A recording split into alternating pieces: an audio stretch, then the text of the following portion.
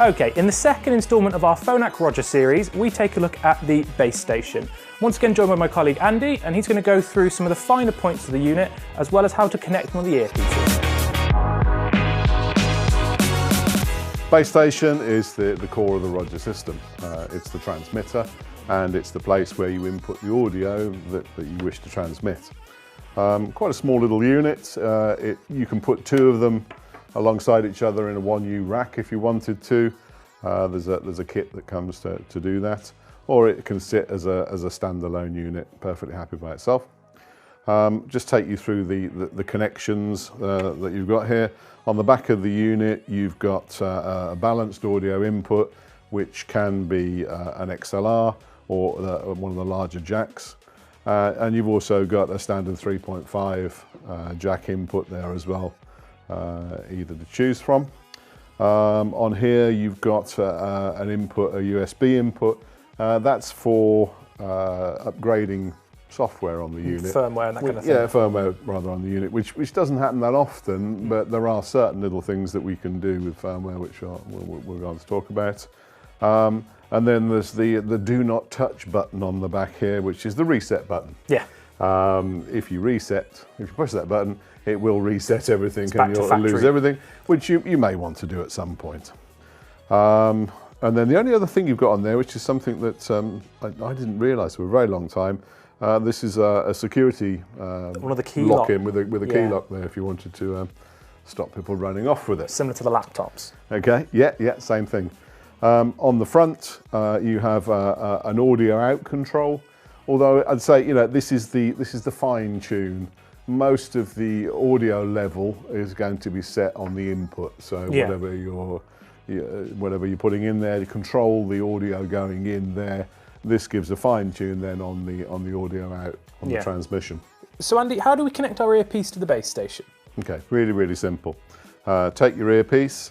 On the front of the BaseStation, you've got a couple of buttons on there. First of all, make sure the BaseStation's powered up. Press that, you get a flash of the level meter across there. If you've got no audio going in, you're not going to see the level meters moving up and down. You've got a faint glow on the front of the button there, which is saying it's powered. You want to bring this earpiece into this BaseStation. Really simple to do. Close the battery door, which, as we said, switches the unit on.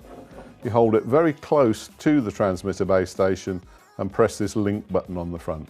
Press the link button, you get a green LED, everything's up and running.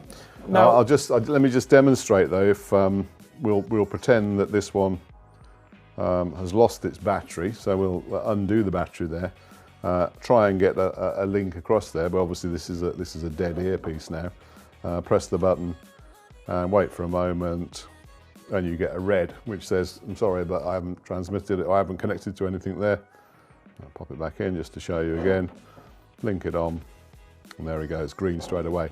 So that earpiece has now picked up on the specific coding of that transmitter. Yeah. Because they're 2.4 gigahertz transmission, but every single transmitter has its own coding. Yeah. So that transmitter is now talking to that Roger earpiece. Yeah, so it means if you had several in the same place, they're not going to interfere with each other. No, you can have, you can actually have up to 20 transmitters within the same transmission range. Yeah. It's good practice to keep them about ½ meter apart. Yeah. It's strange because there is a rack mount for 2 units to go next to each other, but that's just for 2 units. Really, best practice, ½ meter apart. Although they will cope with being a little bit closer. If you can keep them separate, do. Yeah. Yeah, it's a good idea. What's the kind of range we get here? Range. It's been a key point of the Roger system. The system works on 2.4 gigahertz. Yeah. Which is a fabulous frequency because it's a digital frequency. It's nice and clear and strong and widely used, and it's quite a large chunk of the spectrum. So the equipment that's on 2.4 gigahertz uses a hopping frequency system to move between clear channels of the whole 2.4 gigahertz spectrum. Yeah. And it's usually encoded, as we said now. So, you know, it's very, very good in that respect. What 2.4 gigahertz doesn't particularly like is open space. Yeah. It needs to grow the signal, to strengthen the signal, it actually needs reflection. Yeah. So things like walls and metalwork and other solid objects it really likes. So in most scenarios, in the studio scenario, you've got a lot of lighting and metalwork and cabling around, and it's bouncing around everywhere.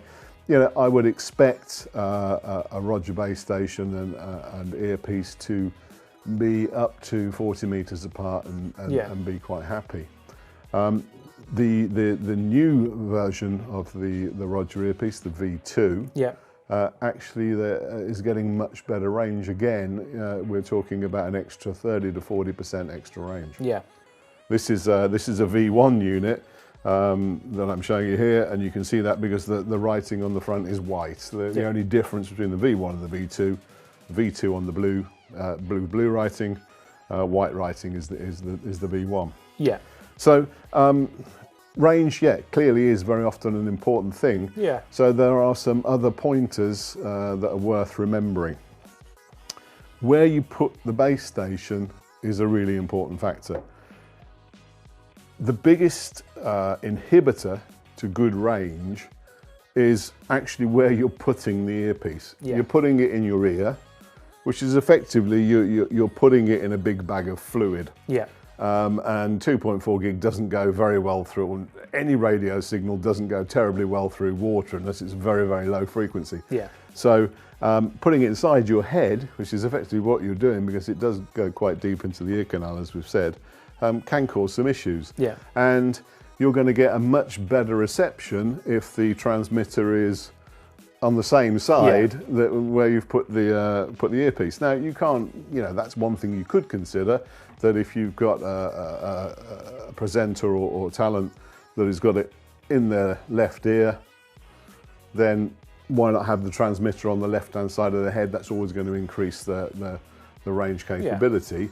If you can't guarantee they're going to be in the left or right side, go for the best shot, get the transmitter up high, so it's above head level, so there's more chance of it getting a clear transmission to either side of the head, wherever it would be. Yeah. So with the base station, you know, we'd always like to see it at 2.5 meters high if you can, and in the same room, obviously as where the action's taking place. Yeah. So much better to bring your audio cable to the transmitter, rather than try and get the transmission from the sound room or control room. Yeah. That's it from us at RayCom. You can pick all your Phonak Roger products up on the website, raycom.co.uk. Don't forget to subscribe, and we'll see you next time.